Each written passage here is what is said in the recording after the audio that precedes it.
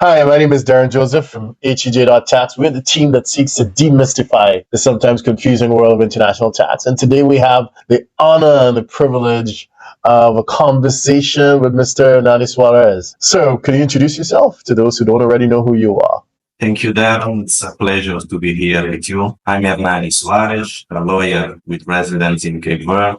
I have around 20 years of experience here in these great islands. I am the former president of the Cape Verdean Bar Association, and my practice is tax, corporates, and telecommunication. Okay, so now let's jump into the NHR. So, NHR flat tax 10%. This is on worldwide income or depends on the category of income? No, for the non-habitual residents. If a taxpayer who has become a tax resident in Cabo Verde for a certain year, and he has not been taxed as a resident in Cabo Verde for any of the previous 5 years, he may apply for a special tax regime for non-habitual tax residents. And in general terms, the non-habitual resident, they are taxed, as I said, at a flat rate of 10% in respect of their employment income on the category A that I mentioned before, and the self-employed income on the category B. And they are taxed for the exercise doing activities in Cabo Verde and territory.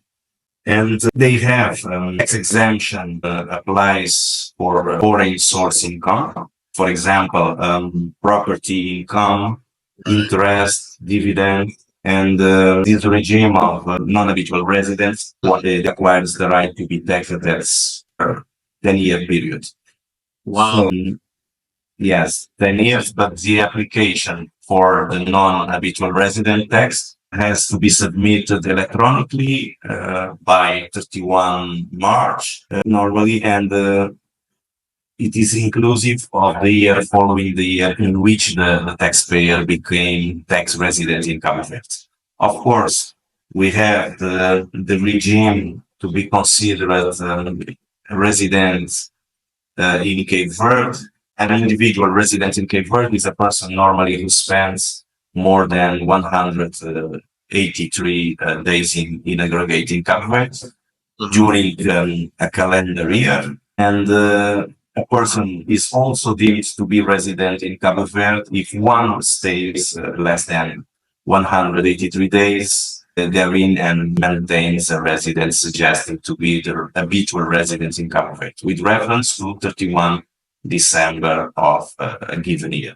So we have this regime to be considered a resident in Cabo Verde. Okay, so it's quite similar to the NHR that used to exist in Portugal, which I guess makes sense because of the historical relationship with Portugal. But I think what is clearly very attractive from what you're saying, it's 10%, whereas Portugal in the previous time used to be 20%.